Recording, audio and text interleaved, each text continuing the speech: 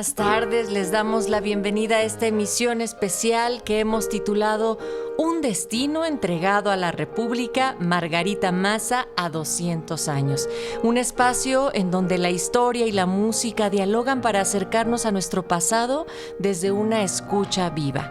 Hoy estamos a través de este programa y este espacio conmemorando los 200 años del nacimiento de Margarita Maza Parada, una figura fundamental en la historia de México y cuya vida estuvo profundamente ligada al proyecto republicano del siglo XIX. Yo soy Natalia Luna y es un placer recibir en este estudio A Vicente Morales de Radio Educación, a la historiadora, la doctora Guadalupe Gómez Aguado. Ella es doctora en Historia por la UNAM y profesora en el Centro de Enseñanza para Extranjeros, además de especialista en la historia del siglo XIX con enfoque en Iglesia, Estado, conservadurismo y mujeres, miembro del Sistema Nacional de Investigadores. Doctora, bienvenida. Muchas gracias, buenas tardes. También, por supuesto, estarán engalanando esta jornada las pianistas Marta Laura Raigadas y Dulce María Sortibrán, amigas asiduas de Radio Educación. Y nos acompaña el pianista y director de Sopromusic, el maestro Juan Ramón Sandoval, que me da mucho gusto volver a ver y encontrarnos en estos espacios radiofónicos, maestro. Usted tiene más de 26 años al frente de Sopromusic, se dedica a la investigación y difusión de la música mexicana del siglo XIX y es conductor del programa Sabores Musicales con Café y vocero del Fondo Documental del Museo Nacional de Historia.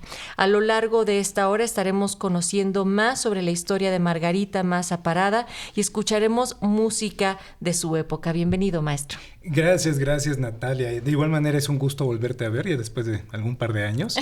Sí, gracias y gracias a Radio Educación de que nos recibe para presentar, creo, este importantísimo tema acerca de una extraordinaria mujer. Y qué mejor que la doctora Guadalupe Gómez Aguado para hablar de ello.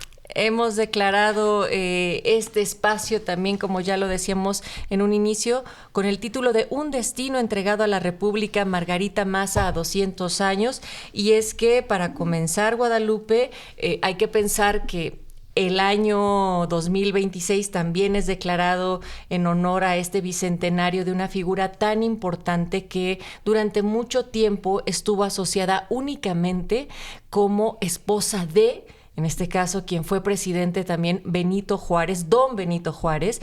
Y la figura de Margarita en esta oportunidad pues nos dará para reflexionar muchísimo más allá, tanto de su formación antes de haberse casado con Benito Juárez y después de la importante labor que fungió para la República. Bienvenida. Muchas gracias.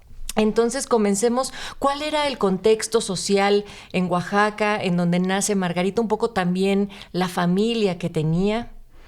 Bueno, ella es hija del genovés Antonio Maza y de la oaxaqueña Petra Parada. Y bueno, pues eran una familia de buena posición porque él era comerciante, se dedicaba al cultivo de la grana cochinilla y entonces, bueno, eso en ese momento, aunque ya no era la gran fuente de ingresos que había sido en la época virreinal, de todas maneras era un producto muy, muy importante para la economía.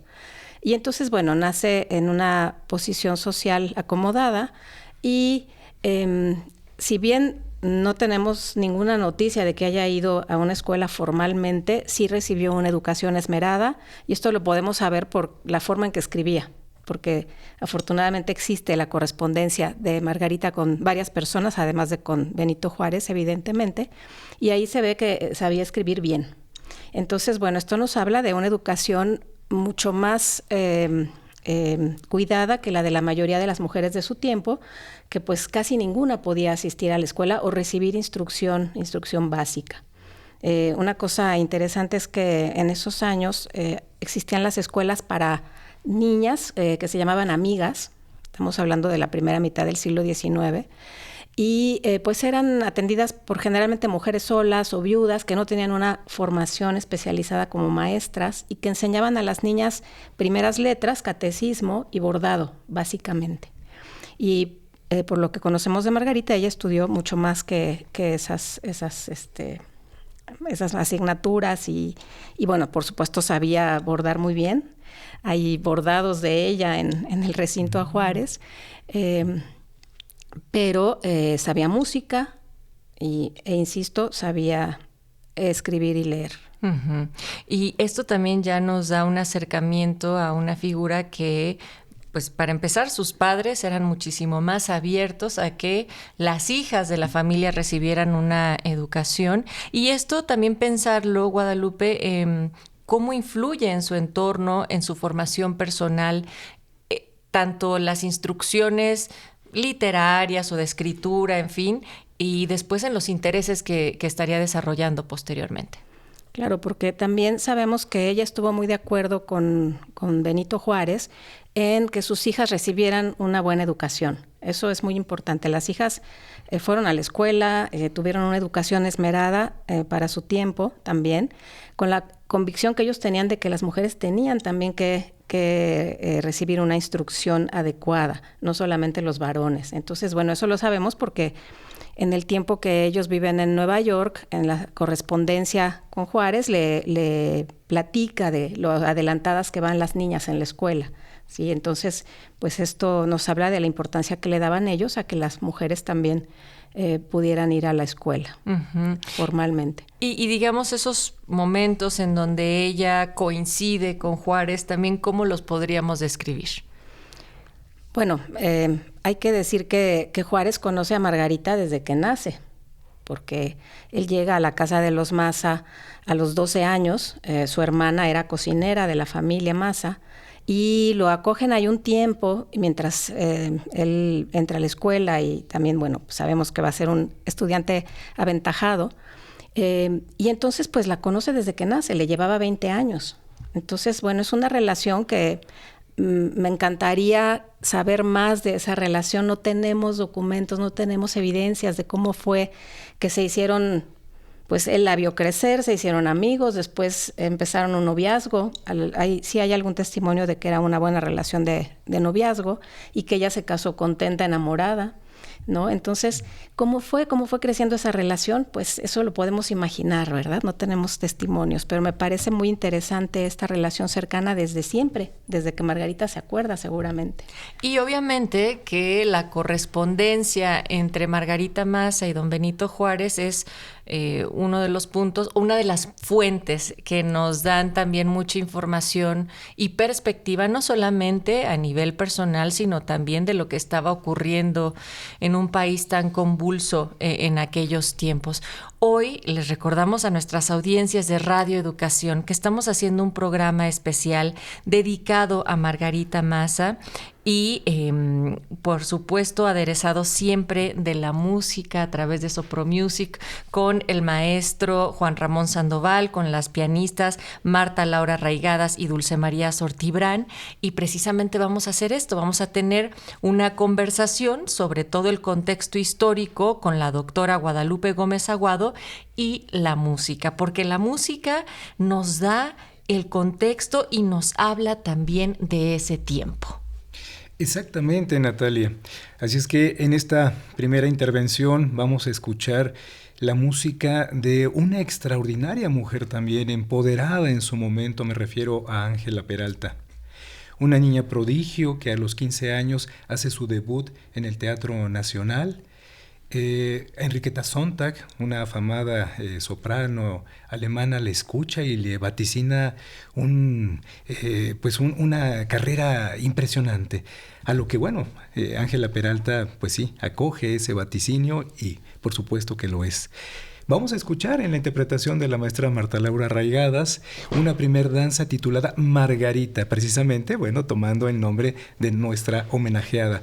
Y posteriormente va a tocar otra danza, también titulada Margarita, pero en este caso de un hombre, me refiero a Bundio Martínez.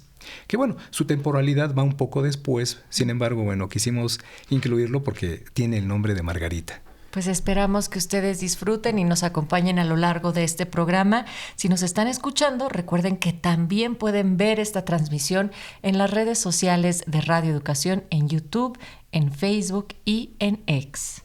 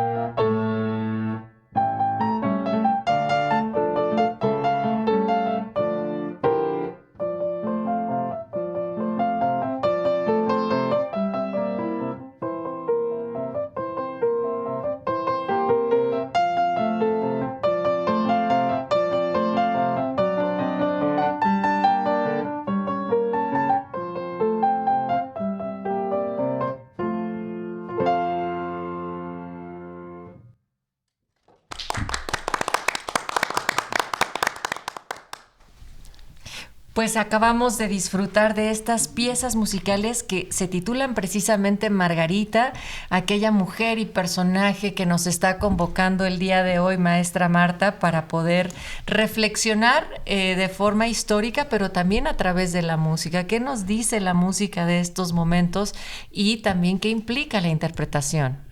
Bueno, pues gracias por recibirnos, gracias a la doctora Guadalupe por estar aquí. Y bueno, pues esta música, bueno, la primera de Ángela Peralta, bueno, pues nos dice una habanera, el movimiento para bailar, ¿verdad? El carácter que tiene. Y la otra, pues Abundio Martínez también, una dancita, ¿sí? Y nos dice por aquí la doctora Guadalupe que sí le gustaba a esta Margarita bailar. Nosotros suponemos, porque no tenemos la certeza de que esta pieza de Margarita se le haya puesto a Ángela porque era muy cercana o sabía mucho de política, ¿no? Ella estaba muy, muy cercana a la política que pasaba en México y más con Benito Juárez, que era muy republicana Ángela Peralta, ¿no? Y bueno, Abundio Martínez, pues, ¿qué podemos decir? Un hidalguense, que yo traigo sangre Hidalgo, es mi Izmiquipan Hidalgo, y bueno, dedicársela a Margarita, que es una gran mujer, porque estar con 12 hijos y andar con toda todo lo que tiene que ser de una vivencia de 13 hijos, ropa, todo el estudio, bueno, cuidarlos, ¿no? Es muy difícil. Yo la admiro desde el punto de vista que es una mujer que sostuvo a Benito Juárez emocionalmente. Sostiene a Benito Juárez y también sostiene su propio camino dentro de la política, dentro de la historia de nuestro país. ¿Qué papel, cómo podemos empezar a reconocer, doctora Guadalupe, a Margarita Maza más allá de la figura de Benito Juárez? Bueno, comentábamos que siempre se le ha visto como la esposa de, y hay pocos trabajos que hablan de ella desde la perspectiva de Margarita, lo que ella hizo, la agencia que tuvo, cómo se hizo fuerte frente a la adversidad y se hizo cargo cuando se tenía que hacer cargo de mantener a sus hijos, de ganar dinero y de enviarle dinero a Juárez cuando él estaba exiliado en Nueva Orleans. Entonces es una mujer muy, muy fuerte y muy decidida, es lo que podemos ver a través de sus acciones, ¿sí? Porque en el tiempo en que Juárez estuvo exiliado, ella tuvo que huir del estado de Oaxaca, se tuvo que esconder porque era perseguida por el gobernador, con sus hijos, los hijos que entonces eran alrededor de 7, digo alrededor porque de 12 hijos que tuvo murieron 5. Entonces, bueno, pues andaba embarazada incluso, escondiéndose con los niños. Y incluso puso una tienda en Etla para mantener a los niños y mandarle dinero, como decía yo antes, a don Benito, ¿no? Entonces, pues sí, es algo excepcional realmente, cómo ella se sobrepuso a esta situación. Después de que los 10 primeros años de matrimonio habían vivido muy tranquilos en Oaxaca, Juárez era gobernador, tenían una posición acomodada, eran muy respetados, no tenían ningún sobresalto, excepto la muerte de 2 de sus hijas, ¿verdad? En los primeros meses de vida, pero en general habían estado muy tranquilos y cuando es el momento en que las cosas se ponen difíciles, ella se hace cargo. Uh-huh. Esto es importante no solamente como para concentrarnos en la tragedia, sino para saber que sí marcó de manera muy profunda la vida, no solamente de Margarita, del matrimonio, de la familia, la pérdida de estos hijos. Es uno de los temas que siempre están circulando y acompañando la historia de ellos. Sí, bueno, fue terriblemente doloroso, pero bueno, en el siglo XIX era muy común la muerte de los niños, sobre todo en la primera infancia, los primeros 3 años de vida. Morían por causas que hoy son curables porque, bueno, no había normas de higiene como ahora, no había antibióticos, evidentemente. No se hervía el agua, no se limpiaban las cosas, no se lavaban las manos, no se sabía la importancia de la higiene y por eso morían muchos bebés y muchas mamás de parto. Pero entonces, como que la pérdida, no la minimizo, pero la pérdida de los hijos en los primeros años de vida no era tan terrible porque digamos que las mamás estaban, de alguna manera sabían que eso podía suceder. Pero bueno, ellos perdieron a un niño de 7 años y ese sí fue terriblemente doloroso, ¿no? Para Benito y para Margarita. Esto está presente en su correspondencia, en efecto, ¿no? El dolor que sintieron ambos y que compartieron. ¿Sí? Uh-huh. Y también fue diferente cuando ella ya estaba bajo una persecución y cuando vuelve a morir uno de sus hijos, porque entonces también, por lo que entiendo, doctora, ya se mezclaba también una especie de culpa de que no pudo cuidar lo suficiente en unas condiciones que eran tremendamente adversas. Claro, porque los 2 pequeñitos que mueren en Nueva York, pues mueren, se cree que de frío. O sea, se enferman tal vez pudo ser pulmonía, algo así, por las condiciones climáticas, pues, del momento en que estaban allá. Y ella se echa la culpa, ella dice, no los cuidé bien. Y luego hay en alguna carta le dice a Juárez, yo me entendería que ya no me quieras porque no supe cuidar a tus hijos. Entonces es una culpa tremenda la que ella siente en esos momentos. Uh-huh. Hablemos también de estas cartas. Si bien yo quiero insistir en que no es la única fuente para acercarnos a Margarita Maza, porque en ocasiones esto hace que pongamos el foco únicamente en la relación personal que tuvo con don Benito Juárez como su esposo y como presidente y no la veamos en un marco un poco más amplio, pero ellos empiezan a mandarse cartas desde antes incluso que estuvieran separados, ¿cierto? Sí, bueno, pues en la época era una forma de comunicación, la comunicación epistolar, ¿no?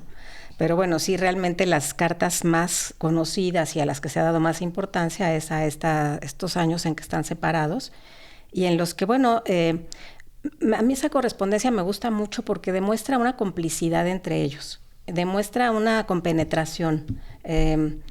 Alguna vez me cuestionaban que eso era romantizar las cosas, pero realmente si uno lee la correspondencia, eso se nota lo bien avenidos que eran. Margarita se refiere siempre a él como mi querido Juárez, que también de hecho así está titulada la sala dedicada a ella en el recinto homenaje a don Benito Juárez que se encuentra dentro de Palacio Nacional, porque era la forma en la que también se refería a él.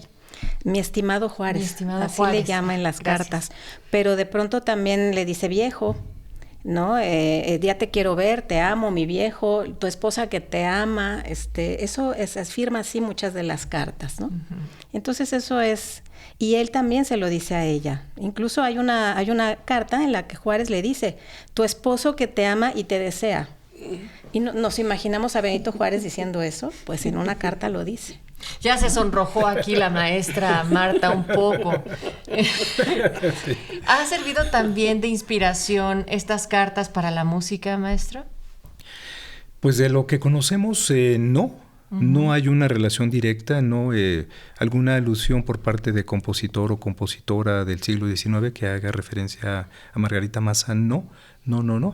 Pero bueno, podemos pensar que dentro de toda esta parafernalia, la manera de vivir, la manera de sentir del siglo XIX, pues sí es muy ad hoc, muy adecuado a todo el pensamiento de cuál es el papel de la mujer. Sin embargo, bueno, aquí estamos diciendo que Margarita sale de ese contexto, ¿verdad? Sale del estereotipo y bueno, pero de igual manera podemos decir que muchas de las compositoras, así como decíamos de Ángela Peralta, otras señoritas que tienen la oportunidad de estudiar ya en el Conservatorio Nacional de Música, por ejemplo, podríamos mencionar a Guadalupe Olmedo, María Garfias, que son, sí, pilares importantes en la formación musical femenina en el siglo XIX, ¿sí? De hecho, vamos a escuchar otra de las obras. Quiero mencionarles, la autoría corresponde a la señorita Sofía Rodríguez Borja, la interpretación de la maestra Dulce María Sortibrán. Esta pieza se llama No puedo ir al baile, es un vals que también nos puede reflejar algo del ámbito social, de que esta señorita pues se quedó sin la oportunidad de ir al baile, presentar sus mejores pasos de baile y finalmente, bueno, compone esta pieza muy, muy bella, muy inspirada. Y todo lo que eso significaba, porque los bailes, como este espacio de encuentro social, de también emparejamiento, de poder ahí conseguir marido, esposa, eran fundamentales en la sociedad de ese tiempo. Ahora se han ido transformando ya esas dinámicas, pero de ahí la importancia que no puede ir al baile, maestro. Exacto. Pues escuchemos con atención a la maestra Dulce María Sortibrán al frente del piano en este programa especial aquí en Radio Educación titulado Un destino entregado a la República, Margarita Maza a 200 años.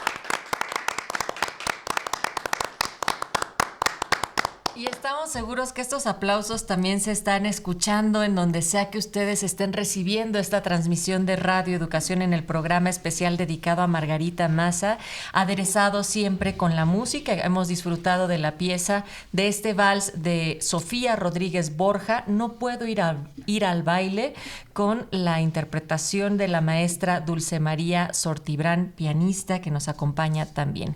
Y en estos momentos queremos agradecer a las siguientes emisoras a la transmisión de este programa que nos están acompañando. Saludamos a Radio Concierto en Coahuila, a Radio Chapingo en el Estado de México, también allá a Uniradio 99.7 FM, la Universidad Autónoma del Estado de México, allá también al Radio Mexiquense del Sistema Mexiquense de Medios Públicos, XHCEA Radio Paraíso 89.1 FM, Los Reyes, Michoacán.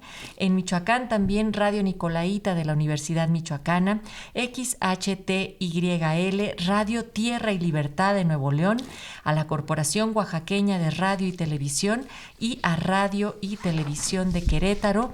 También llegamos hasta Quintana Roo con Xenca, la voz del gran pueblo, en Zacatecas a través del Sistema Zacatecano de Radio y Televisión, Radio Zacatecas, y aquí también en la Ciudad de México, además de nuestra señal del 96.5 de frecuencia modulada, estamos en Cultura México, señal internacional 6185, Radio Educación, y por supuesto en las redes. Estamos en Facebook, en X y en YouTube, si ustedes también quieren ver y también compartir esta transmisión en cualquier otro momento. Pues yo les cuento que estoy aquí en el estudio A, en el estudio Vicente Morales, con la historiadora, la doctora Guadalupe Gómez Aguado, también con el maestro, el pianista y director de Sopro Music, Juan Ramón Sandoval, y las pianistas Marta Laura Raigadas y Dulce María Sortibrán, platicando sobre la figura de Margarita Maza y el contexto que también nos da la música de esa época y del personaje. Y entonces me gustaría, doctora, que ahora hablemos sobre cómo Margarita Maza se fue implicando en una sociedad tan cerrada, todavía con una brecha de género que no, o sea, que nos asignaban a ciertas labores únicamente, cómo fue abriéndose paso para una participación social y política. Bueno, yo pienso que era parte de las convicciones liberales que compartía con su esposo. O sea, ella también se deja ver como una liberal convencida. Hay dos detalles. Cuando muere una de sus pequeñas, deciden enterrarla en el cementerio civil y no en el atrio de la iglesia como se acostumbraba, lo cual ya habla de una idea de la separación necesaria entre iglesia y Estado. Y cuando nace su última hija mujer, Francisca, la registran, es la primera acta de nacimiento del país. Es en Veracruz, en el contexto de las leyes de reforma, registran a la niña en el registro civil. Entonces, bueno, eso nos habla de que ella comparte estas convicciones liberales. Y precisamente en el contexto de la intervención, cuando están las cosas muy complicadas con la llegada del ejército francés a México, Margarita, junto con otras damas, organizan apoyo a los heridos, piden apoyo económico, elaboran vendas para un banco de sangre. Entonces se involucra en labores que eran las propias de las mujeres en esa época, evidentemente, pero es muy activa pidiendo ayuda incluso en los periódicos. Escribe a los periódicos pidiendo que soliciten apoyo para esta causa. Entonces ella participa sin duda de estos ideales liberales. Y también funge una labor, además de en estas de beneficencia y de recolecta, una labor importante a nivel diplomático. Y es que usted nos contará en unos momentos más, doctora, pero ella va a la Casa Blanca invitada por el presidente entonces Andrew Johnson. Y no solamente como en representación a falta de el presidente Benito Juárez, bueno, ya no lo era en ese momento, pero sino como una cosa estratégica también. Cuéntenos sobre ello. Bueno, es el tiempo en el que ella está en Nueva York viviendo en el exilio mientras Juárez pelea por la República, ¿sí? Y bueno, pues sí es presidente constitucional. Él siempre considera presidente, ¿no? Y ella pues se considera en Estados Unidos la primera dama de México, claro, que es un concepto estadounidense, además esto de la primera dama. Y entonces, pues ellos viven muy cerca de Matías Romero, que era el representante del gobierno de Juárez en Washington en ese momento, y él arregla que, invitan a Margarita a la Casa Blanca a un baile, de hecho, ¿no? Y entonces, o sea, no es propiamente una función diplomática formal, pero sí la consideran como un personaje fundamental para establecer ligas con Juárez. De hecho, pues en Estados Unidos hay una simpatía por la causa liberal, están totalmente en contra de la intervención y del imperio, y entonces eso es una muestra del apoyo que dan a Juárez a través de el papel que juega Margarita en ese momento como una representante de Juárez en Washington. Y bueno, la llevan a la Casa Blanca, le enseñan, la tratan con toda la deferencia que pues merece la esposa del presidente de México. Y ella de alguna manera se sentía incómoda, no quería ir, ¿no? O sea, ella considera que eso no le corresponde y sin embargo va con su hija. Me parece que no me acuerdo si era Felicitas o Margarita, alguna de las dos la acompaña y le sirve de intérprete, porque las niñas estaban estudiando en Estados Unidos, hablaban inglés, ella no, y tiene una relación pues muy cordial y es muy bien recibida en este contexto. Uh-huh. También hay un tratamiento que da la prensa a este evento muy específico, que también habría que ahondar un poco en ello. Sí, bueno, en la prensa se publica que fue la esposa del presidente Juárez llena de joyas, de diamantes, dicen en la prensa. Súper arreglada. Sí, muy arreglada y llena de diamantes. Y ella le escribe a Juárez una carta muy mortificada donde le dice, no es cierto, dicen que fui con diamantes y ni siquiera tengo diamantes. Solo tengo un vestido que es el que me regalaste cuando estuvimos en Monterrey y me puse los aretes que me regalaste, nada más, es mentira. Y dice algo muy bonito, algo así como, ¿cómo iba yo a estar gastando lujos cuando tú estás en la circunstancia en la que estás, ¿no? Uh-huh. Pero es interesante ver eso, cómo la prensa daba también una narrativa propia, tanto claro, de las labores de ella como estos retratos que se van dando. Como se hace comúnmente, ¿verdad? Así es. Y que sí, que persiste hasta nuestros tiempos, pero que en ese momento pues había una voz cantante también de quién escribía claro, y qué es lo que decían. Sí, y evidentemente en la prensa nacional, que en ese momento en el bando conservador, digamos, quieren hablar mal de la causa republicana, de la causa liberal, y entonces seguramente reproducen, no recuerdo haber visto esta noticia reproducida en algún periódico conservador, pero es muy posible que la hayan reproducido como diciendo, miren a la esposa de Juárez llena de joyas, ¿no? En la opulencia. Sí. Maestro. Bueno. Perdón. Pues sí, efectivamente, ¿verdad?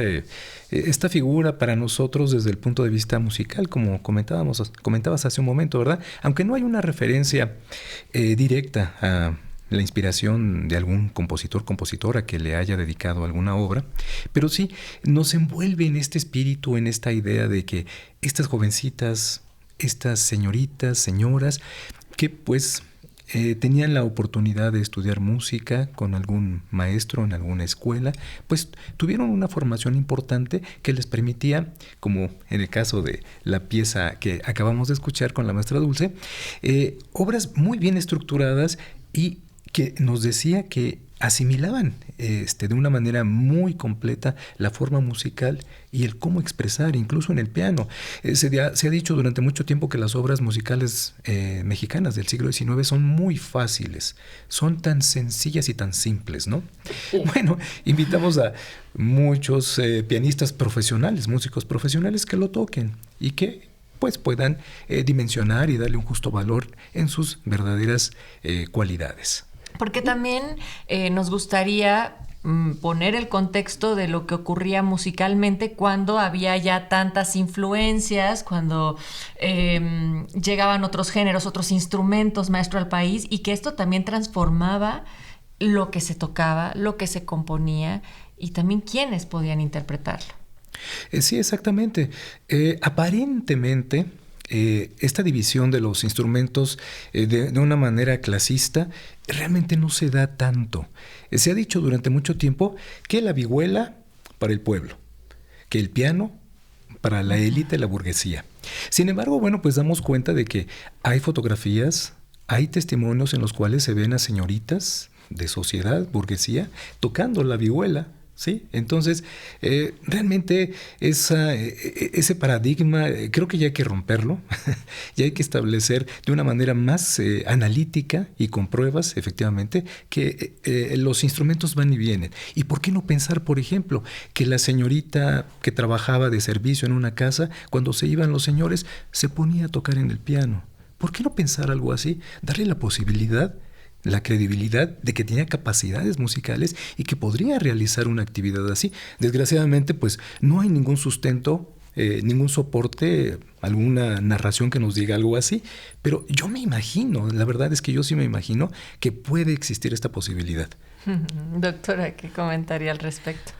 Pues, no sé, es probable, ¿no? Porque, bueno, de hecho las mujeres aprendían música y vemos muchas imágenes de pintura costumbrista del siglo XIX. No sé si recuerden algunas imágenes de mujeres en una casa humilde con sus guitarras colgadas ahí a un lado. Sí, sí. ¿No? Entonces, bueno, eso nos habla de que sí era una práctica común la de aprender música, ya fuera sin una formación profesional o con clases formales, ¿no? Y bueno, aparece en nuestro programa de nueva cuenta, maestro, Ángela Peralta. Exactamente, es una figura imprescindible del siglo XIX mexicano.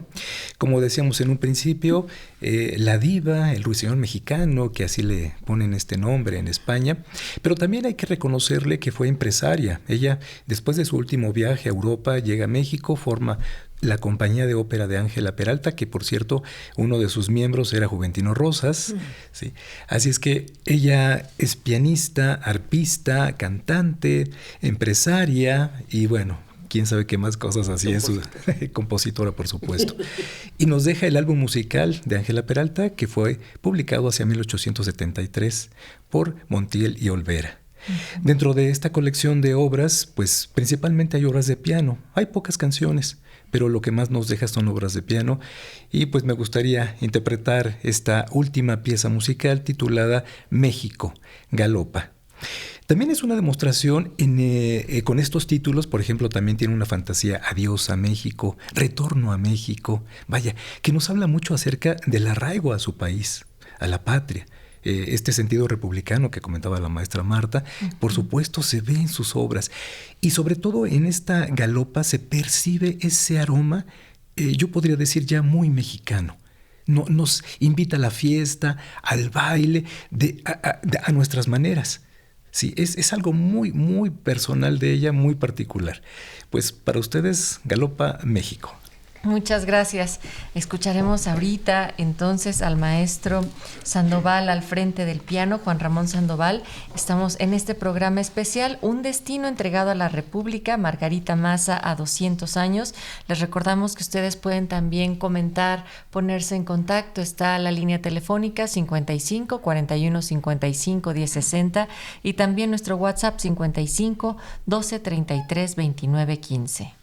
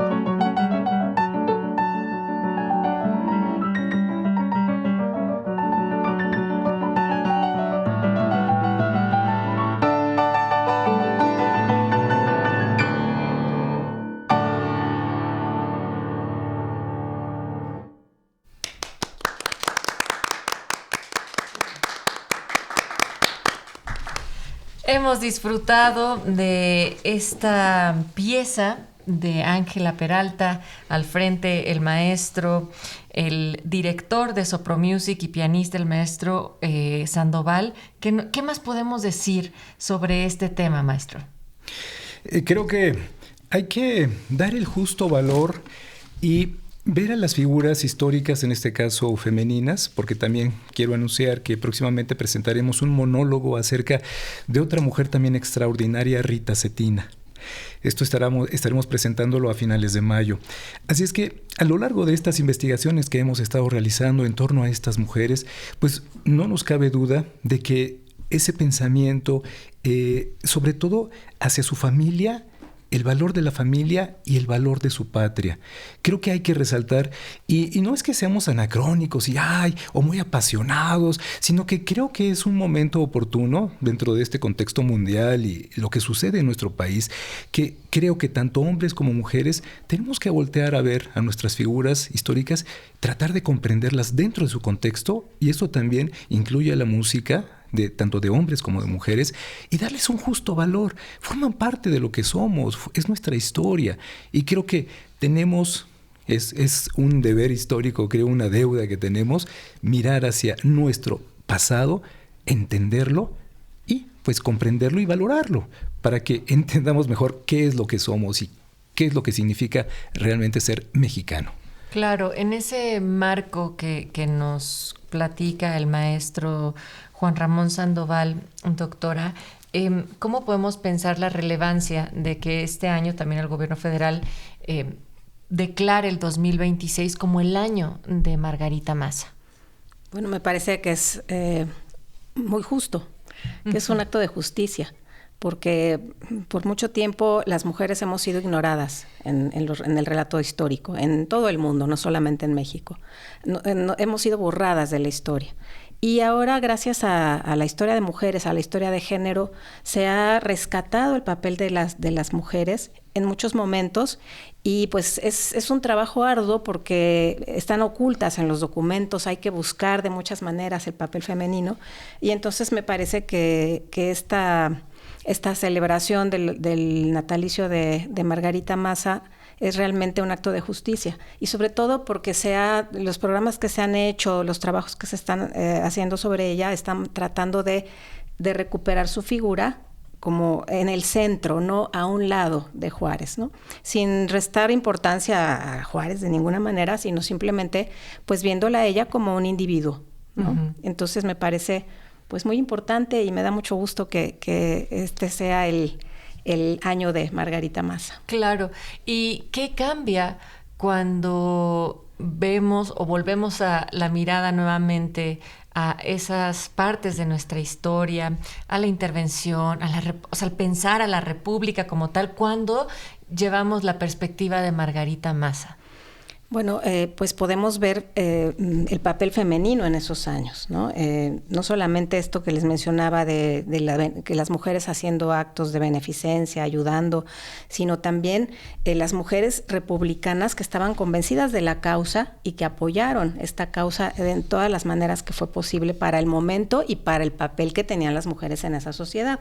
Porque hay que decirlo, había un papel asignado del que pocas mujeres podían salirse, ¿no? Uh-huh. Pero aún así hubo muchas mujeres que apoyaron la causa pues como pudieron en su momento, ¿no? Con las armas que tuvieron.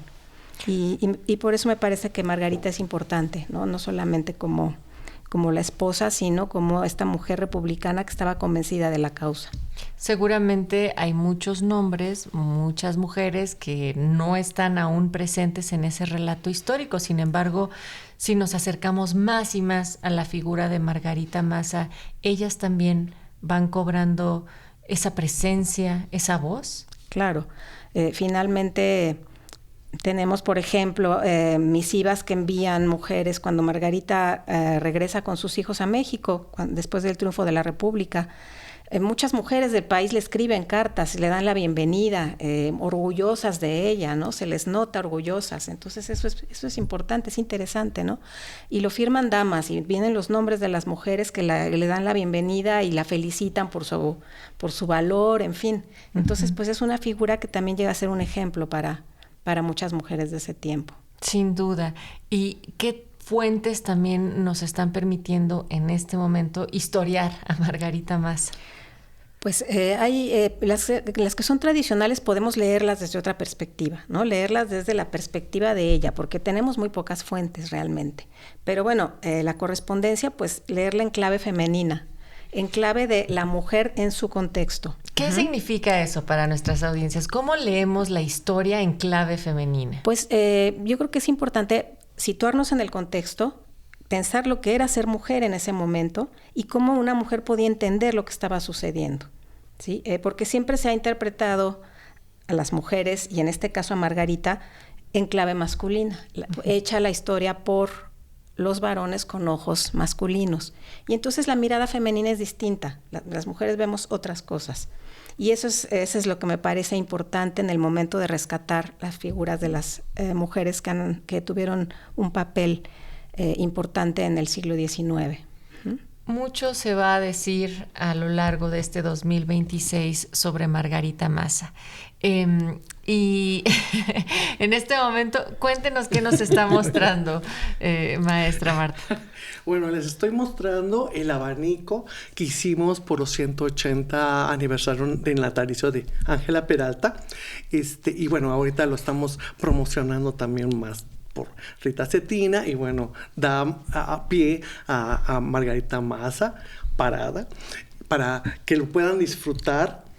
O sea, es que además de leer la historia en clave femenina, hay que escuchar la música también con clave femenina, pensar en aquellas compositoras, en las intérpretes que muchas veces han estado invisibilizadas, que tenían que firmar con seudónimos o simplemente no aparecer porque no era lo adecuado o lo permitido de la época. Y entonces reflexionar a 200 años del natalicio de Margarita Maza durante este 2026 nos permite abrir muchas más preguntas, más que encontrar las respuestas. No sé, doctora, si pensaría encontrar más preguntas que nos inviten a seguir investigando sobre aquellas figuras históricas que están vivas, que no necesariamente porque ya no existen en este plano terrenal, no hay mucho más que decir sobre cómo se va configurando nuestra historia. Claro, claro, es muy importante tratar de rescatar a estas figuras, ¿sí? Que bueno, ahí están escondidas, como decía yo, en los documentos, están escondidas en la prensa, muchas veces anónimas, pero están ahí. Uh-huh. Y bueno, lo que estamos tratando de hacer, quienes estamos haciendo historia de mujeres, es precisamente encontrarlas, uh-huh, ¿no? ¿Qué le gustaría que quede bien plasmado sobre la figura de Margarita Maza en nuestras audiencias? Es decir, se va a comentar mucho, podemos seguirlo reflexionando en el futuro, pero ¿qué cosas serían importantes entender sobre su figura y después sobre el impacto que dejó en nuestro país? Bueno, me parece importante verla, como ya hemos comentado a lo largo de esta charla, como una mujer por sí misma, como una muy buena esposa, una muy buena madre, pero también una mujer convencida de la causa republicana, ¿sí? Entonces una mujer, podríamos decir, polifacética, una mujer que cuando fue necesario se puso a trabajar para mantener a la familia, que sacó fuerzas de flaqueza en una circunstancia muy complicada, ¿sí? Que huyó en los momentos que era necesario y pasó un mes camino a Veracruz para reunirse con Benito Juárez, ella sola con sus hijos y 2 o 3 personas más. O sea, realmente es una figura que me parece muy, muy importante para ejemplificar lo que sufrieron muchas mujeres mexicanas, lo que pasaron y lo que trabajaron muchas mujeres mexicanas en el siglo XIX. Y claro, cómo fueron partícipes y claro, claves dentro de los movimientos. Claro, claro. Uh-huh. Y bueno, conocemos mucho la historia de las Adelitas en la Revolución, porque ahí tenemos fotos, tenemos canciones, claro, tenemos el papel que jugaron, pero eso sucedió en la independencia, sucedió en la intervención, sucedió en la reforma. Las mujeres iban a un lado de los hombres y sin su apoyo la lucha no era posible. Claro, y también pensar en ese en ese momento histórico, pensar que ellas no iban siguiendo a los hombres, iban acompañando y muchas veces decididas por su propia voluntad a hacer la lucha, como así también lo hizo Margarita Maza para defender las libertades de este país. Y, en efecto. Muchas gracias, o sea, gracias a lo que ella hizo también hubo avances significativos y entendimos que la participación política también se va dando de esas formas. Por supuesto. Y bueno, también es importante mencionar, ya para terminar, que Margarita fue una persona sumamente respetada en todos los ámbitos de la sociedad de su tiempo. Se habla mucho de su buen carácter, de su dulzura, de su generosidad, y en el momento de su muerte todos se conduelen, todos, liberales, conservadores, todos lamentan mucho la partida, además tan pronta, porque muere a los 44 años, de esta mujer tan importante en su momento. Uh-huh. Pues qué manera de rescatarla a 200 años de haber nacido. ¿Y cómo nos vamos a despedir musicalmente? Regálenos un encore, maestro. Por supuesto, sí, la maestra Marta Laura nos va a interpretar una obra muy significativa, Canto de Dolor, de Eulalia Ciprés. Eulalia Ciprés fue maestra del Conservatorio Nacional de Música hacia finales del siglo XVIII hacia el siglo XX. Una figura también enigmática que está poco a poco saliendo a la luz su música. Esta obra está muy cercana a una sensibilidad de Schumann, por ejemplo, muy chopiniana, por dar una referencia auditiva. No quiero decir con esto que sea a la manera de ellos. Siempre decimos estas compositores son ellos y se expresan a través de sus sonidos. Entonces la maestra Marta interpretará Canto de Dolor. A sus 100 años de luctuosos. Y bueno, yo lo pensaba dedicar también a Margarita, porque el legado que dejó, la presencia que dejó con su marido, pues le costó la vida después, un año después. No le duró mucho al Benito porque le extrañaba mucho. Uh-huh, sí. Entonces, Canto de Dolor para Margarita a sus 155 años luctuosos de ella. Muchísimas gracias. Así es como estamos cerrando este espacio, la emisión especial titulada Un destino entregado a la República, Margarita Maza a 200 años. Hoy recordamos a una mujer cuya vida estuvo profundamente entrelazada con uno de los momentos más importantes de la historia nacional. Y bueno, pues queremos agradecer a Guadalupe Gómez Aguado, la doctora que nos ha acompañado, especialista en historia, para poder dar todo este contexto, a la maestra Marta Laura Raigadas, que estuvo al frente del piano y que estará ahora en esta última pieza, la maestra Dulce María Sortibrán, y al maestro Juan Ramón Sandoval por hacer posible este programa. Participamos del lado de Radio Educación, Alejandro Ramírez en los controles técnicos, Mesli Torres y Tania Nicanor en las redes sociales, Miguel Ángel Fernández en la producción. Yo soy Natalia Luna. Hasta la próxima. Les dejamos con el piano.